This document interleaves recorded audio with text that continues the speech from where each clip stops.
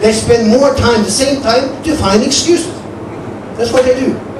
But you see, then when you have a motive and you are an optimist, please use your time good. Spend it valuable, not in front of the TV, except if there's something there you want to see. But don't switch from one channel to another, to another, to another, until the lady says good night, thank you, it was nice, and you go to bed. Go to bed when you feel like it, but at least read something in between. That's what you should do. Look at your favorite program, and then turn off, and get yourself some education, whatever it is. Read a book. And please, integrity. There is no substitute for integrity. If you have integrity, you rule the world. Before, well, some people might take advantage of you, some people might trick you or fool you, but you will be the winner in the end if you have integrity. You will never lose out. Take my word for it. That's the only thing I would teach my son or my daughter if I should send them out and never see them again. I know. With that knowledge, they will be handling any problem.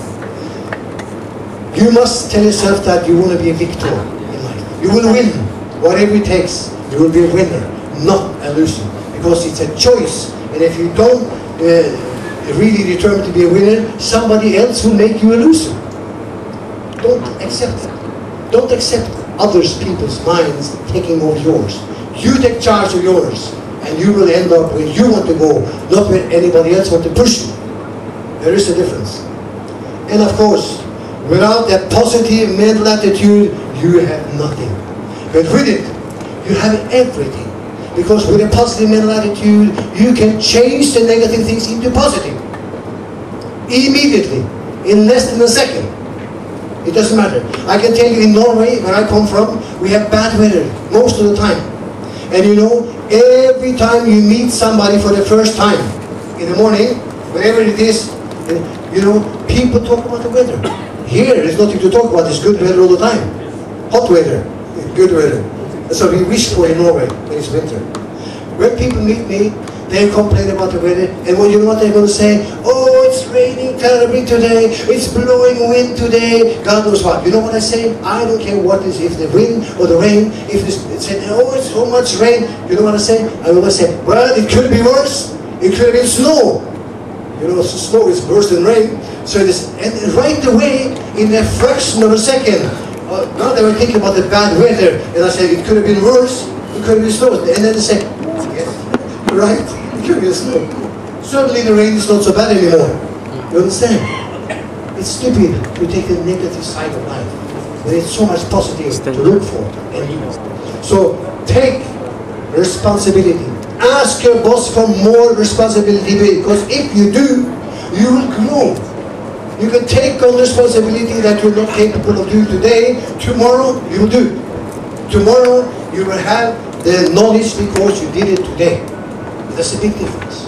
So please do it. Now, always, always, always say, I can. And I will. Because if you do, you will grow so fast you won't believe it either. You become somebody that you were not before. Because of your mental attitude towards yourself. Your self-image, your self-confidence, everything with you will be better. That's important. And of course, our body language shows who we are. Without you even opening your mouth 1 millimeter, people will read you very simply. Because the way you walk, the way you sit, the way you move, they got your number. And they're going to treat you like that. So you better shape up. If not, you're a loser. Now you're coming to the last one. And my question to you is very simple. When are you going to start using all this? Oh my God! Now! That's correct. That's correct. I will end up. Yes. Now, in Mystica, she's really something in that way. She always does something now. When I tell her something, also when I was in Norway, we were communicating something, you know, the day after I told her, she was already done it. Immediately, she started doing it the same day. It was done. You just wait for anyone. That gets success for anybody who starts doing it. Now is the time. Do it now. Do it now. Do it now. Don't wait for tomorrow. I will end up before I present Mystica, for you, I will end up with the shortest speech in the history. It was the shortest speech in the history and the most famous one ever in the history. It was done after the war by Winston Churchill. You know who he was? Winston Churchill?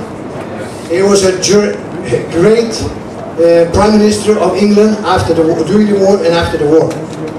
And you know, after the war, when they won the World War II, he was called to give a speech to a graduation class of one of the biggest schools, I think it was in Cambridge University. And what happened was that actually they were very, very excited to have such a great orator, a great speaker to sort of give them a speech there. And all the students were waiting for this great statement. When he entered the podium, he went like this. He went up in front of his, whatever this is called in English, I don't know. He went in front of it anyway. And he looked out of all the students sitting there. And they were expecting a hell of a preaching. But he looked until it was really, really quiet. Then he was saying these words, which is the most famous ever speech in the history. He looked at them and he said these words: never, never, never, ever give up. And he went. Then he stopped it. And that is in fact what I would like to end up my story with, the same as he said: whatever you take on in life, however big, however tough, don't ever give up. Because only if you give up, you have lost. If you keep on keeping on, you will never lose. So thank you very much for listening to me for 1.5 hours. And I hope you can learn something from this.